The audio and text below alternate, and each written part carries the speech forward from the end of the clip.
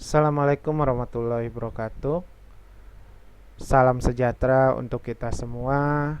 Mudah-mudahan kalian sehat walafiat walaupun kalian belajar dari rumah. Anak-anakku, hari ini kita akan belajar materi himpunan bagian 1 dengan konsep himpunan. Konsep himpunan. Tolong siapkan alat tulis kalian, buku paket, dan buku tulis untuk merangkum apa-apa yang diajarkan oleh Bapak. Agar kalian bisa belajar buat nanti di PTS dan PAS. Bapak berharap semuanya memiliki rangkuman untuk belajar nantinya. Walaupun kita dalam pembelajaran jarak jauh, walaupun secara daring, kita akan belajar, tetap semangat untuk menuntut ilmu. Oke. Sekarang baiklah kita akan memulai pembelajaran himpunan bagian pertama, yaitu ini sudah masuk ke bab 2. Yang pertama adalah konsep himpunan.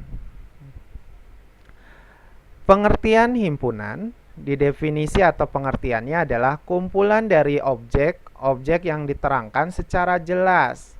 Contoh, himpunan kumpulan siswa kelas A yang tingginya lebih dari 160 cm. Dari pernyataan ini diterangkan dengan jelas informasi tinggi badan siswa. Contoh yang bukan himpunan. Kumpulan siswa cantik. Nah, ini bukan himpunan. Kenapa? Karena cantik itu relatif. Setiap orang mempunyai penilaian berbeda dari penafsirannya. Maka itu dikatakan bukan himpunan. Jadi kalau informasinya jelas, semua orang sama penafsirannya, itulah himpunan. Nama himpunan. Nama himpunan dinyatakan dengan huruf kapital dan ditandai dengan tanda kurawal. Misal, himpunan A sama dengan Melati, Mawar, Kamboja. Anggota atau elemen ditulis dengan lambang berikut atau tanda huruf E. Misalnya Melati EA, Mawar EA, dibaca Melati anggota himpunan A, Mawar anggota himpunan A. Itu cara membacanya ya. Ada juga penggunaan tanda yang mirip tapi ada coretannya. Misal Cempaka coret A. Artinya Cempaka bukan anggota himpunan A. Jumlah anggota. Jumlah anggota disimbolkan dengan huruf N. NA sama dengan 3. Yang artinya adalah jumlah anggota himpunan A ada 3 anggota. Nah, contoh.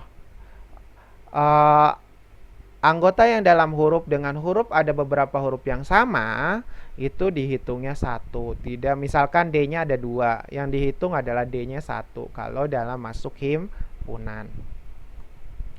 Himpunan kosong. Himpunan kosong ini disimbolkan dengan bentuk kurung kurawal kosong atau tanda 0 yang dicoret, yang artinya tidak memiliki anggota atau elemen. Anggota kosong sama dengan tanda tidak sama dengan N dengan tanda himpunan kosong. Karena ini ada anggotanya 0 ya. Ini bukan kosong. Jadi sehingga N kosong adalah sama dengan 0. Himpunan semesta disimbolkan dengan huruf S atau kapital. Himpunan semesta ini memiliki cakupan lebih luas. Misal, ada himpunan A, melati, mawar, kamboja. Semestanya adalah kumpulan bunga atau himpunan bunga, atau juga semestanya adalah tanaman. Memahami himpunan bagian. Himpunan bagian dituliskan dengan simbol tanda seperti ini ya. Yang dibaca himpunan bagian dari. Jadi contoh, B anggotanya A, B, C, D, yang artinya B memiliki anggota A, B, C, D. Maka jika ditulis A anggota dari B atau A bagian dari B, maka benar bahwa A merupakan himpunan bagian dari B. Sementara kalau A tandanya dicoret, itu B atau A bukan himpunan bagian dari B. Karena anggota himpunan harus ditulis dalam tanda kurung kurawal. Ini berarti bukan bagian ya. Ada dua cara yang menyatakan banyaknya himpunan bagian. Yang pertama menggunakan rumus. Jadi rumusnya adalah 2 pangkat N. N-nya itu banyak anggota. Contoh, anggotanya A, B, C, D. Maka NB adalah 4. Berarti banyak anggota himpunan bagian adalah 2 pangkat N. Berarti 2 pangkat 4. 2-nya ada 4. Dikaliin hasilnya 16. Itu kalau pakai rumus. Nah, kalau menggunakan segitiga Pascal, teman-teman bisa menggambar dulu segitiga Pascal seperti gambar di bawah ini. 1, 1 dan seterusnya. 1, 1 tambah 1, 2. Terus ini 1, 1, 1 ditambah 2, 3. 2 tambah 1, 3.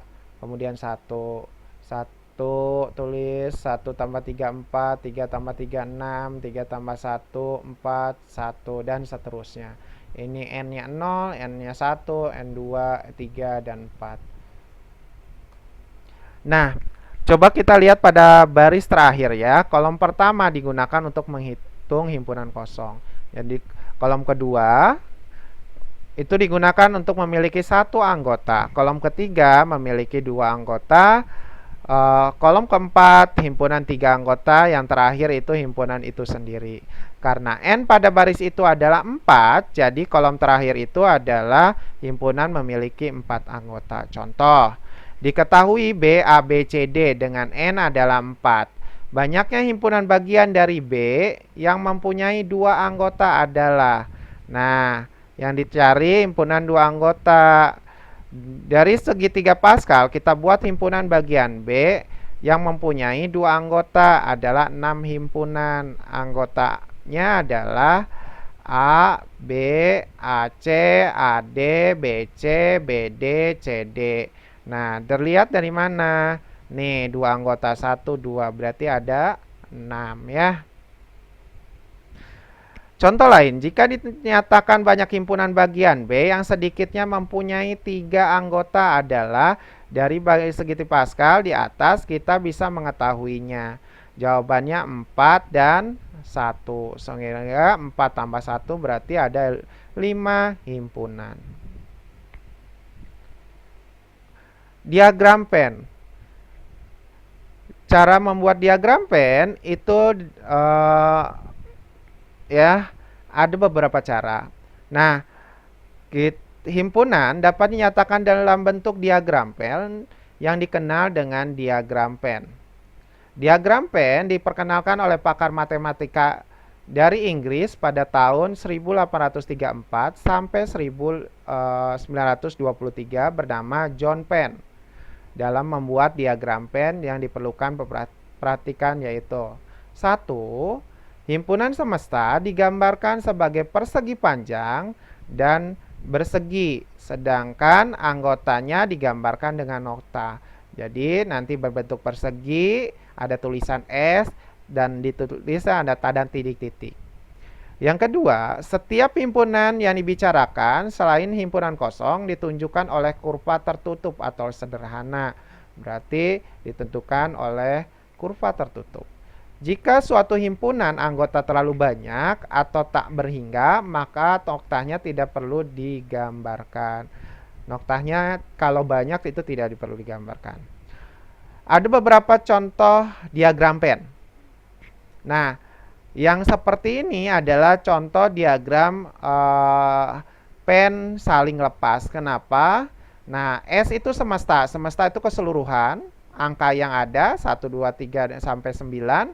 Himpunan A adalah 1, 2, 3. Himpunan B 4, 5, 6. Lihat himpunan A dan B tidak ada yang sama. Maka ini himpunan saling lepas. Digambarkannya seperti ini.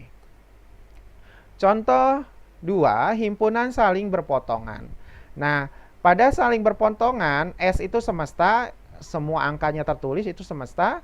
Himpunan A ini, himpunan B ini misalkan. Nah, lihat A dan B itu ada yang sama, yaitu angka 4. Nah, kalau ada yang sama dari kedua himpunan ini, maka saling berpotongan.